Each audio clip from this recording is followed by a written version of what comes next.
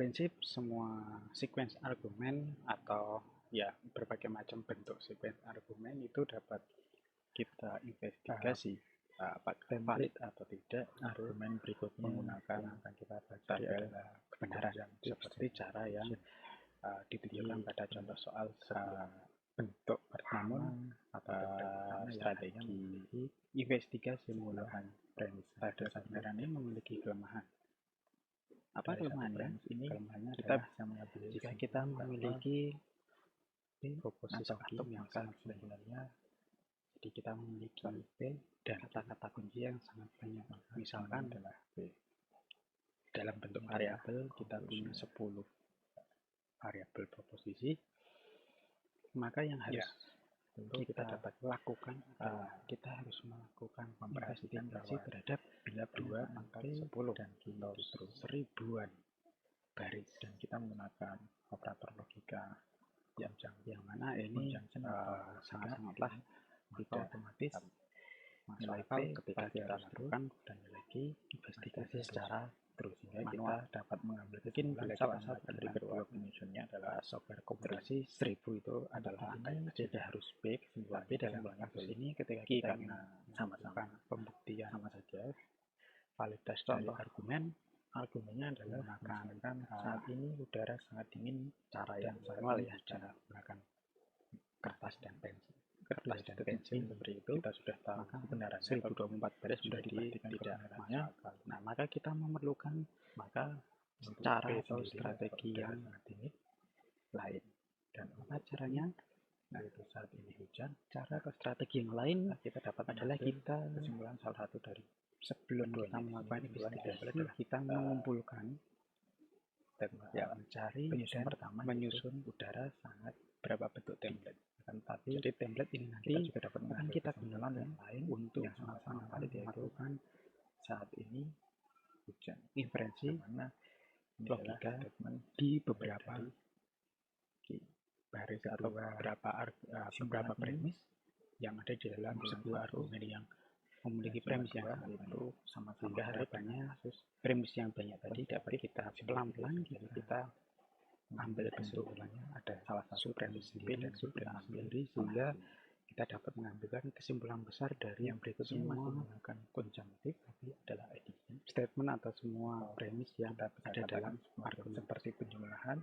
Jika kita kriterianya apa? Kriteria yang akan kita gunakan sebagai template yang nanti atau tools yang akan kita gunakan itu adalah yang pertama sederhana, di kedua buah premis satu atau dua statement saja yang akan menghasilkan atau sebuah kesimpulan, jadi kalau tidak lebih dari itu, dan jelas yang terakhir, dan kita harus sudah tahu bahwa template tersebut valid. Nah, dua ini, jadi yang pertama sederhana, jadi pasti akan hanya ada dua sifat dari premis hanya akan benar, kemudian yang kedua adalah pasti harus sudah valid. Ya, jika kita punya beberapa template yang nanti kita bisa gunakan. Nah, dari template itu kita akan bisa pilih sesuai dengan premis yang nanti tersedia pada argumen yang akan kita investigasi oleh premis dan validitas dari argumen tersebut. Kesimpulannya sudah valid, yaitu P baik P dan Q. Baik, kita masuk pada dari P dan Q. Kita template pertama lebih general, template pertama yang disebut dengan namanya contohnya tonen. Misalkan tono adalah ini adalah template yang tadi sebenarnya membaca buku kita gunakan pada dapat menggabungkan step ini. Contoh itu di awal ya, adalah contoh di awal tadi juga membaca buku di mana bentuk argumennya, argumen bakunya adalah kita punya dua statement. Statement pertama adalah jika diketahui P adalah true, kemudian buku P adalah lagi, jika bentuknya, kemudian yang kedua jika diketahui adalah kalimat implikasi di mana jika P maka Q kesimpulannya juga benar. Nah, kita gabungkan saja karena kedua-duanya sudah kita pastikan kebenarannya, maka dapat kita gabungkan dengan saja ya P dan jika P adalah true dan Q yang ada jika implikasinya juga true, maka konklusinya kalau kita buat dalam ada satu yaitu kebenaran Q. Jadi Q itu masih true. Konklusinya P dan Q atau kesimpulannya saat P-nya benar dan itu nilainya true. Dan itu juga, nah ini masuk ke bentuk kritis. Bagaimana kita yakin dengan bentuk atau pola dari argumen ini?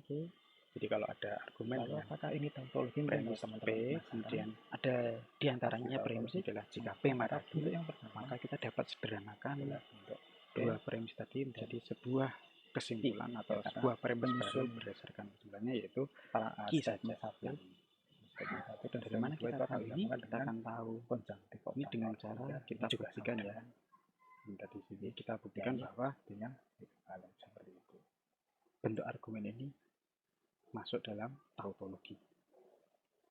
Nah ini kita kalau hanya sedikit maka kita akan dapat dengan mudah buktikan dengan menggunakan tabel kebenaran. Nah pada baris terakhir ini terbukti bahwa pernyataan atau bentuk pernyataan ini adalah masuk tautologi, sehingga pernyataan ini adalah valid. Kemudian kalau kita mau melihat pada bentuk yang sebelumnya atau baris kritis, kita juga dapat melihat itu. Jadi kita punya dua premis, yakni premis 1 dan premis 2. Premis 1 adalah P. P di sini ada di sini ya. Oke, kemudian jika P maka Q, jika P maka Q, yang ini ada di sini. Maka kita akan melihat apakah ada baris statement di mana premis 1 benar, premis 2 benar, dan kesimpulannya benar. Maka kita lihat dari tabel itu ada di baris pertama tampaknya P-nya benar, jika P maka Q juga benar, dan simpulannya itu juga benar. Nah sebenarnya menggunakan baris ini saja itu juga sudah cukup. Ini adalah baris kritis. Nah pada baris kritis ini sebenarnya sudah cukup menunjukkan bahwa argumen ini adalah valid. Nah, tapi kalau kita punya mungkin seperti contoh sebelumnya ada 8 baris atau lebih, maka secara umum kita dapat katakan bahwa kalau tautologi itu pasti argumennya adalah valid, karena untuk tautologi pasti akan include baris kritis, yang mana di dalam baris kritis tersebut pasti simbolnya adalah true. Ini adalah bentuk yang pertama, yaitu modus ponens. Ya, contohnya, nah ini adalah contoh argumennya. Contoh argumennya, misalkan argumen pertama, premis pertama, N habis dibagi 3. Kemudian yang kedua, jika N habis dibagi 3, maka N kuadrat habis dibagi 3. Maka kita mengambil kesimpulan N kuadrat habis dibagi 3. Nah, ini sebenarnya sama bentuknya seperti bentuk argumen ini. Karena bentuknya sama, maka kita bisa langsung mengambil kesimpulan bahwa pernyataan ketiga itu benar.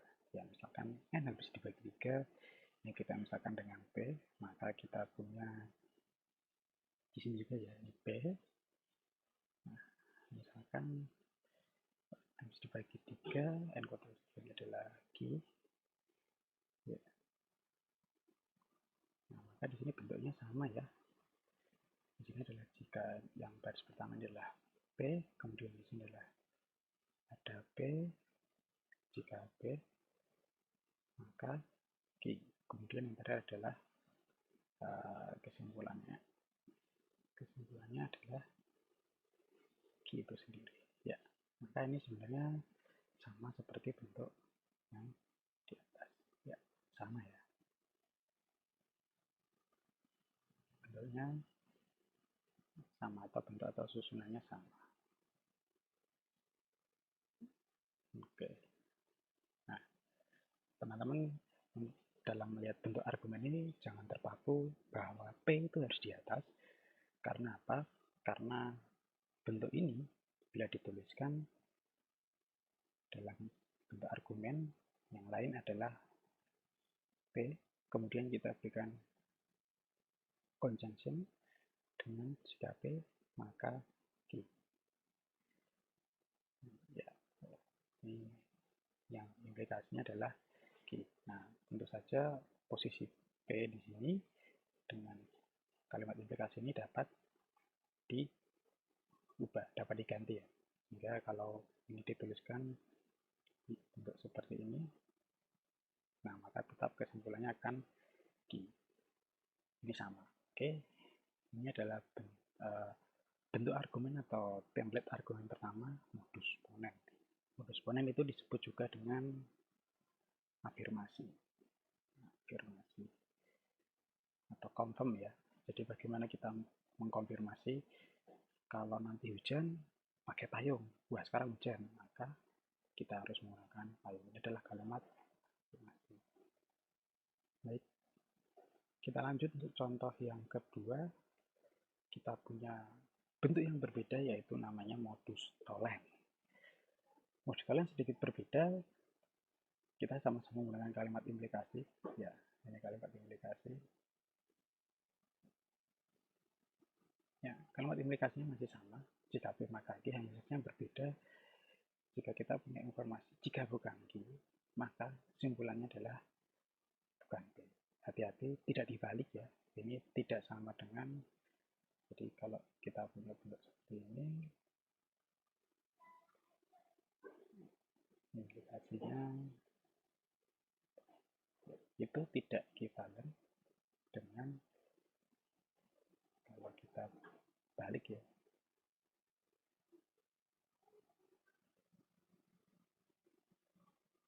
Oh, maaf, ini harusnya Q ya. Ini Q. Ya, ini P.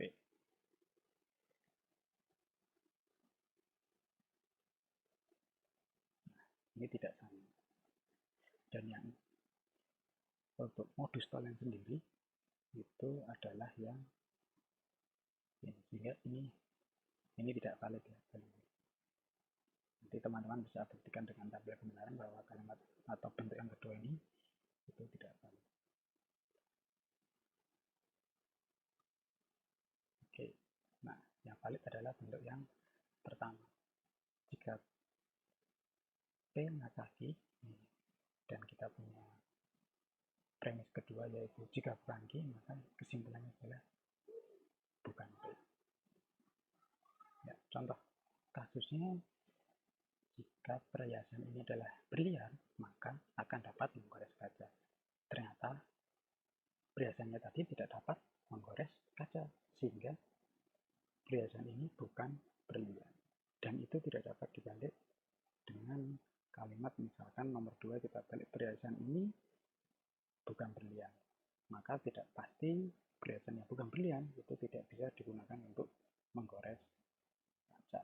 Seperti itu. Ya, kalau bentuknya tentu ini dibalik ya.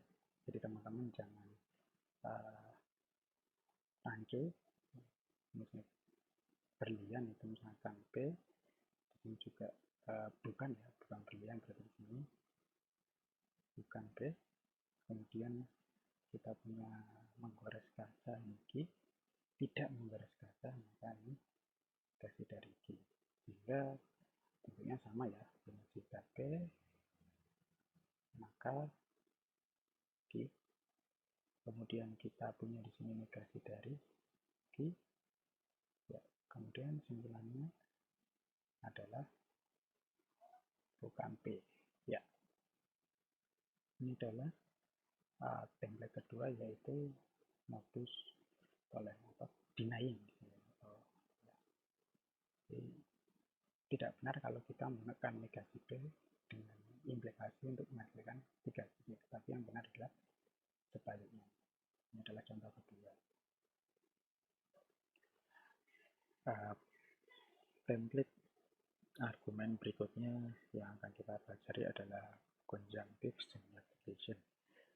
Jadi ini bentuk pertama atau template pertama yang hanya memiliki sebuah premis, hanya ada satu premis.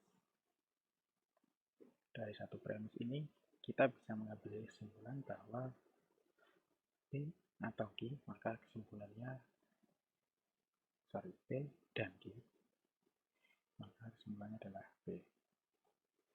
Ini adalah conclusionnya. Ya, tentu kita dapat memperhatikan bahwa bila pernyataan P dan Q itu true, kita menggunakan operator logika conjunction atau logika AND, maka otomatis nilai P pasti harus true dan nilai Q pasti harus true, sehingga kita dapat mengambil kesimpulan salah satu dari kedua penyusunnya adalah true. Untuk di sini tidak harus P kesimpulannya boleh Q karena sama saja. Contoh argumennya adalah misalkan saat ini udara sangat dingin dan saat ini hujan. Nah, karena kedua statement ini kita sudah tahu kebenarannya atau sudah dipastikan kebenarannya, maka untuk P sendiri atau udara sangat dingin dan untuk Q yaitu saat ini hujan, nah maka kita dapat mengambil kesimpulan salah satu dari keduanya. Di sini kesimpulan diambil adalah penyusun pertama, yaitu udara sangat dingin. Akan tetapi kita juga dapat mengambil kesimpulan yang lain yang sama-sama valid, yaitu saat ini hujan, yang mana ini adalah statement milik dari kedua simpulan ini. Simpulan 1 dan simpulan 2 itu sama-sama valid dengan kasus conjunctive simplification. Jadi kita mengambil bentuk salah satu dari P dan Q, kita ambil salah satunya. Yang berikutnya masih menggunakan conjunctive, tapi adalah addition, atau kita bisa katakan seperti penjumlahan jika kita mengetahui dua buah premis, premis 1 dan ada dua buah premis 2. Di kedua buah premis ini benar, maka otomatis kedua-duanya akan benar dengan operasi atau operator conjunctive. Jadi kalau P-nya true dan Q-nya true, maka otomatis P dan Q juga pasti akan true. Dimana sifat dari conjunctive ini hanya akan benar, hanya akan true ya saat penyusunnya atau saat P dan Q keduanya true. Nah, saat keduanya true yang mana diberikan oleh premis 1 dan premis 2, sehingga kesimpulannya sudah valid, yaitu P dan Q. Kalau yang tadi kita melepas dari P dan Q, kita ambil sebuah kesimpulan yang lebih khusus, lebih general. Kalau yang ini akan lebih khusus. Contohnya bagaimana? Contohnya misalkan Tono adalah seorang pelaut. Tono suka membaca buku petualangan, maka kita dapat menggabungkan statement ini, yaitu Tono adalah seorang pelaut dan juga membaca buku petualangan. Yang mana seorang pelaut itu P, ya di sini juga ya P ya, seorang pelaut. Kemudian buku petualangan adalah Q, sehingga bentuknya di sini adalah, di sini ada P, kemudian di sini ada Q, di mana kesimpulannya ya kita gabungkan saja, karena kedua-duanya sudah kita pastikan kebenarannya, maka dapat kita gabungkan P dan Q seperti yang ada di bentuk argumen ini. Lalu kalau kita buat dalam bentuk tabel kebenaran secara sederhana, pastinya nilai P dan Q itu akan benar hanya saat P-nya benar dan Q-nya benar saja, dan itu juga masuk ke bentuk kritis seperti itu. Oke, lalu apakah ini tautologi? Mungkin kalau teman-teman penasaran, pasti tautologi. Mengapa? Karena bentuk yang pertama adalah bentuk P dan Q, ya karena penyusun statement 1 dan statement 2 itu akan digabungkan dengan conjunctive operator, sehingga ini juga sama dengan ya ini artinya equivalent seperti itu.